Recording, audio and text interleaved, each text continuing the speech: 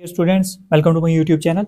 आज का जो हमारा टॉपिक रहेगा वो रहेगा क्लास 8th मैथ से एक्सपोनेंट्स एंड पावर्स चैप्टर 11 की आज हम इंट्रोडक्शन करेंगे। इससे पहले वाली वीडियो में हमने जो है मेंसुरेशन कंप्लीट चैप्टर कर लिया था।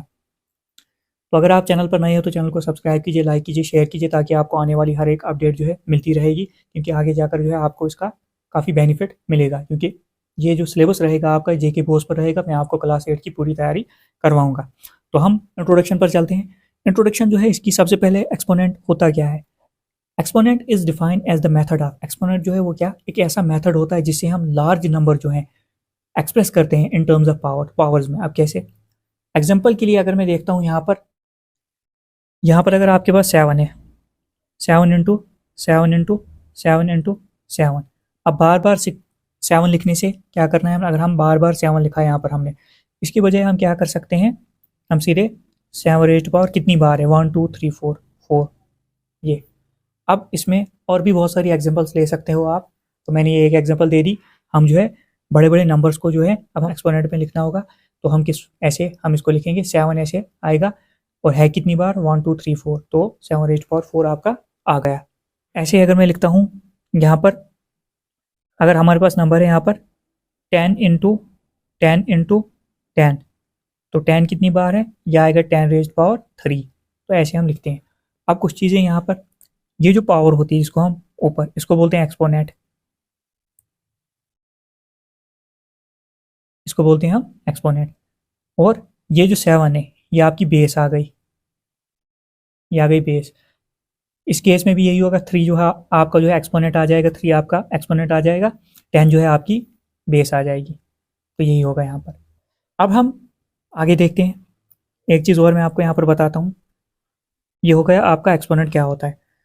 अब मान लो अगर हमारे पास पावर जो है माइनस में है, नेगेटिव है, तो हम इसको पॉजिटिव कैसे बनाएंगे।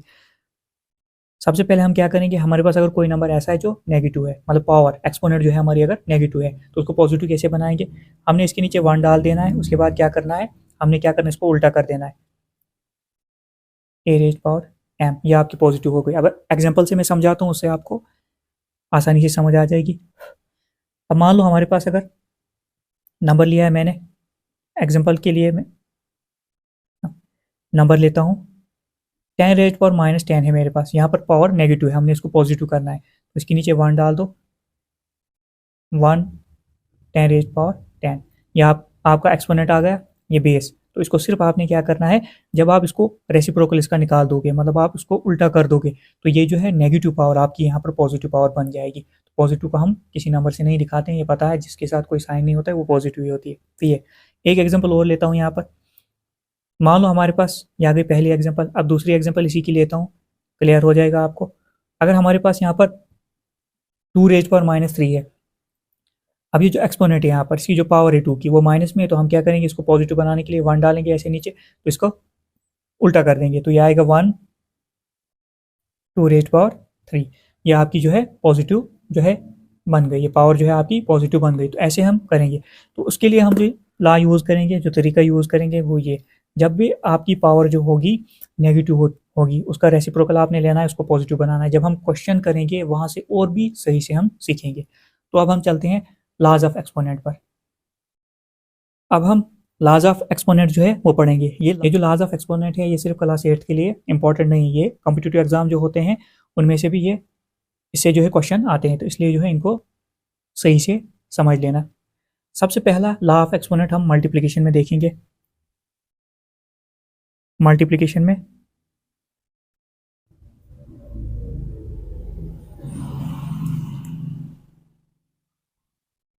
हम देखेंगे, अगर हमारे पास यहाँ पर a raised power m multiply by a raised power n। अब पहला लॉ आ गया, अगर हमारी बेस सेम होगी, ए क्या है हमारा, हमारी जो है बेस है, मैं एग्जांपल से भी समझाऊंगा, पहले ऐसे समझो, ए हमारी जो है बेस है, तो इनकी पावर कितनी है, ए की m n, पावर अलग अलग है, बेस हमारी सेम है। जब मल्टीप्लिकेशन में बेस हमारी सेम होगी, पावर अलग होगी, तो हम क्या करेंगे, वहाँ पर हम बेस एक बार लिखेंगे, ए हमारा 2 बार, इसको एक बार लिखा जाएगा, और पावर ऐड होगी m + n, ये पावर आपकी ऐड होगी, ये ऐसे आ जाएगा आपका। अब एग्जाम्पल से ज़्यादा समझ आ जाएगी आपको। एग्जांपल लेता हूँ मैं।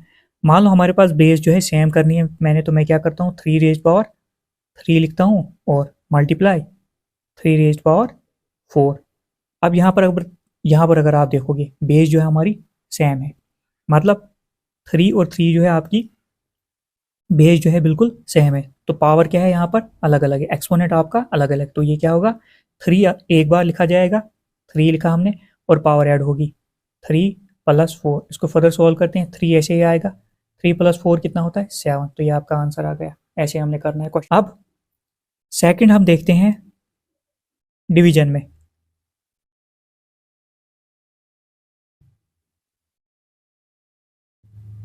सेकंड हम डिवीजन में देखते हैं।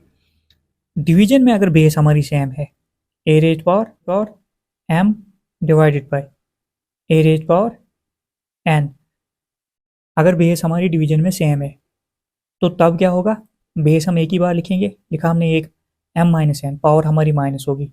यहाँ पर पावर जो है हमारी जो होगी सब्ट्रैक्ट होगी। यहाँ पर जो है पावर हमारी मल्टीप्लिकेशन में जब बेस सेम हो तो पावर गेट्स एडेड, डिवीजन में जब बेस सेम हो तो पावर गेट्स सब्ट्रैक्टेड, पावर आपकी सब्ट्रैक्ट होगी। एग्जाम्पल लेते हैं एक, उससे और भी समझ आ जाएगी आपको। एग्जाम्पल में लिखता हूँ मैं, मान लो हमारे पास जो है 2 रेज पावर 7 है और 2 रेज पावर 3 है। तो अब बेस सेम है, बेस हम एक ही बार लिखेंगे, 2 हमने लिख लिया, तो 7 - 3 फर्दर सोल्व करते हैं। 2 तो आपका ऐसे ही आएगा, 7 - 3 कितना होता है आपका, वो 4 होता है। ये आ गया आपका आंसर। यहाँ पर ऐसे, यहाँ पर ये 2 ला मैंने समझा लिया आपको, मुझे उम्मीद है आपको समझ आ गई होगी। तो अब हम नेक्स्ट चल, थर्ड जो हमारा होगा ला, पहला आ गया आपका ये, दूसरा, तीसरा। थर्ड जो होगा हमारा, इसको बोलते हैं एक्सपोनेंट, एक्सपोनेंट्स ऑफ एक्सपोनेंट। थोड़ा लिख लेता हूँ मैं,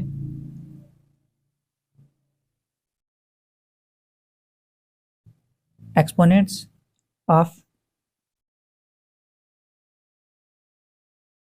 एक्सपोनेंट्स।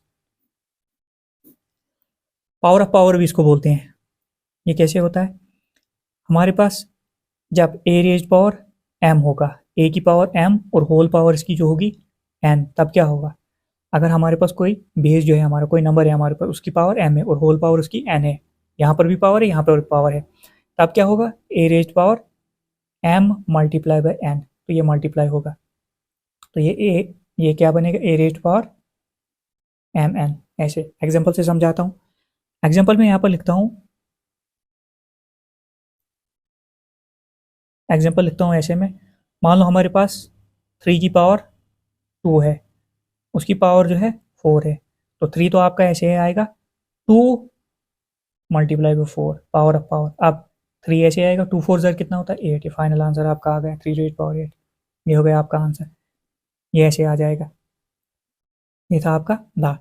पावर ऑफ पावर भी इसको बोलते हैं, एक्सपोनेंट्स ऑफ एक्सपोनेंट भी बोलते हैं। जब ए रेज पावर एम, हाँ बेस हमारी कुछ दी है, यहाँ पर नंबर कोई दिया है हमारे पास, उसकी पावर एम है, उसकी होल पावर एन है, तो वो पावर जो है एडेड, ये मल्टीप्लाई होगी, पावर गेट्स मल्टीप्लाइड यहाँ पर होंगी, तो आपका ऐसे आएगा m इंटू एन। जैसे यहाँ पर किया मैंने, 3 की पावर 2 और इसकी पावर जो है होल पावर 4, 2 4 ज़र सीधे 8, 3 एक ही बार है तो एक ही बार लिखा जाएगा। अब फोर्थ ला हम देखते हैं। फोर्थ जो हमारा है वो है, जब भी ए रेज पावर 0 होगा वो किसके बराबर होगा, 1 के बराबर। ये याद रखना, ए की जब पावर कितनी होगी, एक्सपोनेंट जो होगा 0, वो हमेशा 1 के बराबर होगा। अब एग्जांपल यहाँ पर देखते हैं कि किस कंडीशन में आ सकता है। मान लो हमारे पास ए रेज पावर 3 है, डिवाइड करते हैं हम ए रेज पावर 3 से।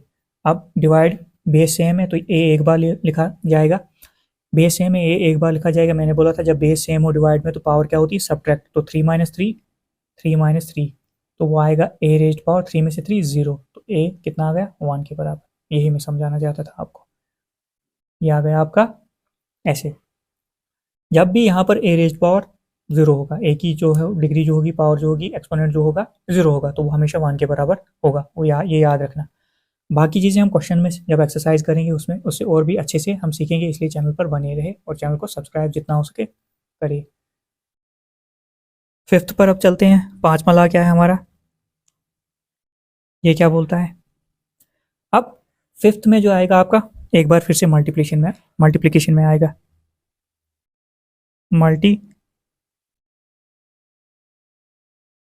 मल्टीप्लिकेशन में आएगा। अब पहले केस में तो हमने बेस सेम की थी, अब पावर सेम करनी है। अब यहाँ पर हमारे पास अगर ए रेज पावर एम है multiply by B raise power M है। अब यहाँ पर हमने क्या किया, यहाँ पर बेस अलग अलग है मगर एक्सपोनेंट जो है, जो पावर है हमारी वो सेम है। तो अब क्या होगा, ए और बी मल्टीप्लाई होंगे, पावर हम एक ही लेंगे। अब क्या होगा, यहाँ पर ए मल्टीप्लाई बाई बी हम मल्टीप्लाई करेंगे और एम पावर आपकी एक ही ली जाएगी। जब आपकी मल्टीप्लिकेशन में बेस अलग अलग होगी, पावर सेम होगी, तब क्या होगा, तब बेस की मल्टीप्लाई होगी और पावर जो है सिंगल पावर ली जाएगी। तो हमने पावर ले ली। अब एग्जांपल से समझाता हूँ। एग्जांपल जो है हमारे पास, मान हमारे पास है 4 raise power 5 multiply by 7 raise power 5। अब मैंने क्या बोला, जब बेस अलग अलग होगी तो ये मल्टीप्लाई होगा, तो इसको मैं एक बार ऐसे लिखता हूँ मैं 4 मल्टीप्लाई बाई 7। अब यहाँ पर पावर हमारी सेम है, तो पावर को क्या करेंगे हम, पावर हम एक ही बार लिखेंगे। तो इसको आगे अगर सॉल्व करता हूँ मैं, 4 7 ज़र कितना होता है 28। पावर कितनी है इसकी 5, तो ये आपका आंसर आ गया। ऐसे हम ये करेंगे।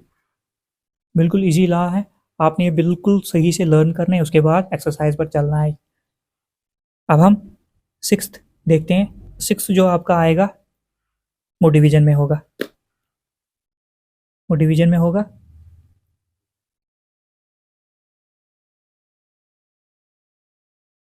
डिवीजन में ये होगा। अब अगर A raise power M divided by B raise power M है हमारा, अगर हमारे पास अब डिवीजन में क्या है, बेस अलग अलग है, पावर एक्सपोनेंट हमारे सेम है, तो हम इसको कैसे लिखेंगे, हम लिखेंगे A raise power A by B और पावर हम एक ही लेंगे। इसको ऐसे लिखेंगे। इसको ऐसे भी लिखा जा सकता है, डिवाइड का मतलब पता है आपको, ऐसे भी लिखा जाता है। अब एग्जाम्पल से समझाता हूँ।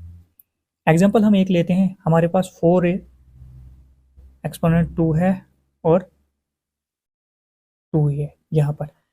अब यहाँ पर अगर देखो कि यहाँ पर हमारी बेस जो है अलग अलग है, तो हम क्या करेंगे, 4/2 और पावर जो है हमारी एक है, तो हम एक पावर हमारी 2 है, सेम पावर है, तो यहाँ पर पावर एक ही लेंगे हम। इसको अगर सॉल्व करना है कर सकते हो, तो 4 को 2 बार एक्सपेंड कर सकते हैं हम, 4 इंटू 4, और नीचे जो है 2, इसको भी 2 बार एक्सपेंड करेंगे, 2 इंटू 2। अब यहाँ 2 1 ज़र 2, 2 2 ज़र 4, 2 1 ज़र 2, 2 2 ज़र 4। तो फाइनल जो रिजल्ट बचा क्या आपका, यहाँ 2 बचा, यहाँ 2 2 4 आएगा आपका आंसर। आपको समझ आ गई होगी। एक एग्जांपल इसी की मैं और लेता हूँ आपको। हमने क्या किया यहाँ पर, हमने यहाँ पर क्या किया, हमने देखा यहाँ पर डिवाइड में क्या होता है, जब हमारे बेस जो है यहाँ पर अलग अलग है तो पावर सेम है, तो डिवाइड में हम ऐसे लिखेंगे 4/2, हमें बिल्कुल ऐसे लिखेंगे, जो पावर हमारी 2 है ये सिंगल पावर लिखी जाएगी। तो यहाँ पर जो है 4 की पावर भी 2 है और 2 की पावर भी 2 है, तो हमने क्या किया, 4 को 2 बार एक्सपेंड किया, फिर बार ऐसे, फिर 2 को भी एक्सपेंड किया। 2 2 ज़र 4 होता है, 2 2 ज़र 4, तो बचा गया 2 और 2, 2 2 ज़र कितना 4, फाइनल रिजल्ट आ गया 2। अब एक एग्जाम्पल और मैं इसकी देता हूँ आपको। यहाँ पे पहली एग्जाम्पल इसकी, ये दूसरी एग्जाम्पल यहाँ पर देता हूँ मैं आपको। अब यहाँ पर अगर मान लो हमारे पास है 3 रेज पावर 2 और divided by 5 raise power 2, power कुछ भी ले सकते हो, 4 भी ले सकते हो जो सेम, तो उसको हम कैसे लिखेंगे, 3 डिवाइडेड बाय 5। अब कैसे लिखेंगे, पावर हमारी सेम है तो इसको हम लिखेंगे 2, ऐसे लिखेंगे हम इसको 3/5 2। अब एक्सपेंड अगर करना है, 3 3 ज़र 9, 5 5 ज़र 25, तो 9/25 ऐसे आ जाएगा फिर। तो मैं यहाँ पर ही छोड़ता हूँ। ये लॉ जो है बहुत ज़्यादा ज़रूरी है, बहुत इंपॉर्टेंट है आपकी क्लास के लिए, एज वेल एज जो है किसी भी कॉम्पिटिटिव एग्जाम में ये जो है क्वेश्चन इन लॉज पर जो है पूछे जाते हैं। इसलिए जो है आप इसको सही से देखो और चैनल पर बने रहो। तो चैनल को सब्सक्राइब कीजिए, लाइक कीजिए, शेयर कीजिए। अब हम स्टैंडर्ड फॉर्म के थोड़े से एग्जाम्पल लेते हैं।